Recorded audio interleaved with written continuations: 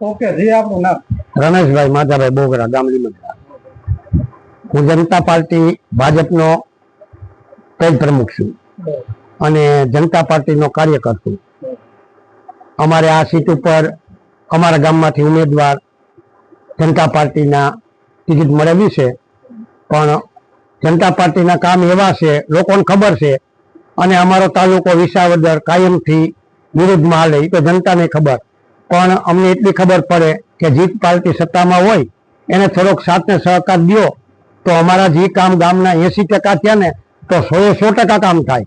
અને આ મારા ગામમાં આટલી વર્ષો પહેલા જો બસની નદીઓમાંથી આવવાની કોઈ સુવિધા ન, અત્યારે અહીંયા બબે તો પુલ છે. અને અમે આ ગોપાલભાઈ ઇટાલિયા આ સીટ ઉપરથી છૂટાના ભાજપ રહ્યા, એમ કહેતા કે અમે પક્ષમાં આવશું તો કામ કરશું. અમારા 2.5 વર્ષ તો વૈયા ગયા, તો પછી પક્ષમાં છે એને જ હું તો એમ કહું જનતાને સાથ દો, આપણા કામ છે ડબલ થાય. અને આપણે સારી કામ સરકાર કરે જ છે. જો પેલા માણસોને બીમાર પડતા તો દવાખાને જવું, ઘરેણા મૂકવા જાય, પૈસા ગમે ત્યાં ગોતવા જાય, તે પછી દર્દીને લઈ જાય. અને અત્યારે સરકારે 5 માંથી 10 લાખનું કાર્ડ એવું કાઢ્યું કે માણસ કોઈ પરવા કર્યા વિના પરબાર દવાખાને હાજર થઈ જાય, માણસ બસી જાય. પછી ખેડૂતને, નાનો ખેડૂત હોય, શ્રીમંત હોય, ગરીબ હોય, ગમે એવો, સરકાર ઘરમાં 4 સભ્યો હોય, 5 હોય, ખાતા દીઠ 2,000 તો હપ્તા આપે છે 2 મહિને. આ સરકાર એમ કે બધા નથી દેતા. અત્યારે તમે ગામડાની સુવિધા કરો. મારા ગામમાં 4,000 ની વસ્તી છે. અમારા ગામની પ્રાથમિક એકવાર જુઓ, તમે પ્રાથમિક શાળા જુઓ તો તમે એમ થાય કે નહીં, 2 તો 3 માળની અમારી પ્રાથમિક શાળા છે. આ સરકાર જેટલા અમે કામ માંગીએ એટલા કરે છે, પણ જનતા હવે રસ્તે ચડે છે. અને આ લોકો નવા આવે ને બધા વાયદા કરી રહ્યા જાય, પછી હમું જોતા નથી અને ગામમાં પછી આવતા નથી. વંદે માતરમ, જય ભારત. તો આપને એવું લાગે છે આપણે જે તાલુકા વિસાવદર તાલુકાના જે આપણે આમ આદમી પાર્ટીના ધારાસભ્ય છે, કદાચ આ જે તાલુકા જિલ્લા પંચાયત છે એમાં કદાચ આપણે તાલુકા પંચાયત, જિલ્લા પંચાયત કદાચ અપક્ષની આવી તો આપણા લીમદ્રા કે જે તે તાલુકાનો વિકાસ થાય, તમને એવું લાગે છે? શું લાગે? પણ નો થાય ને વિકાસ, કારણ કે અમે એને ધારાસભ્ય આ લોકોએ આ બાજુથી બનાવ્યા હતા. અમે તો કે જનતા પાર્ટીના કાર્યકર થઈ, એને તક જનતાએ આપેલી છે. એ લોકો એમ કહેતા અમે ગ્રાન્ટમાંથી કામ કરશું, તમે વિસાવદરના રોડ જોઈ આવો.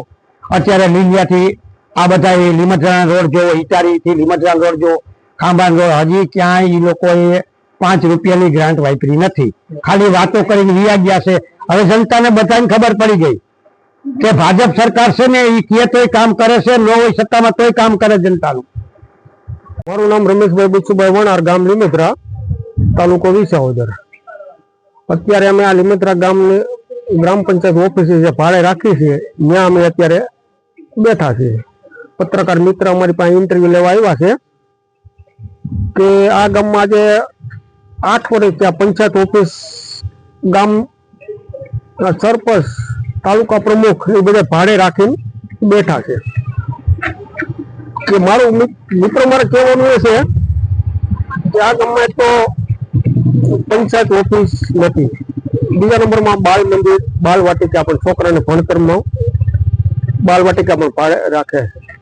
તો મિત્ર મારું કહેવાનું છે કે આ ભાજપ સરકારના જે તાલુકા પ્રમુખ 2.5 વર્ષ અમારે રહી ગયા છે, નીતિનભાઈ કપૂરિયા લીમદ્રા સીટમાં ખાંભાના, તો 2.5 વર્ષમાં એને પંચાયત ઓફિસનો કોઈ કાંઈ પ્રશ્ન ઉઠાવ્યો નથી. ગામમાં કોઈ પંચાયત ઓફિસ અટાણે ભાડે દેવા પણ ખુશી નથી.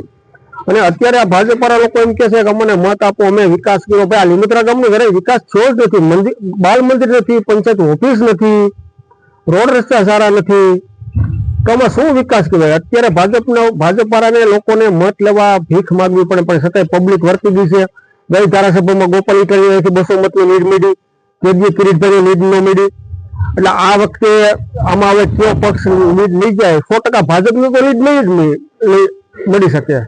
બીજો કોઈ પણ પક્ષ છે, કોંગ્રેસ પક્ષ છે, આપ છે, એને મોડી મત મળશે, પણ ભાજપ સરકારને આ લીમદ્રા ગામમાં છે બહુ ધક્કા ખાવા પડ્યું, કારણ કે એને કામ નથી કર્યા. કોઈ આ લોકો કઈ કામ નથી કર્યા, એને મત લેવામાં કોઈ તકલીફ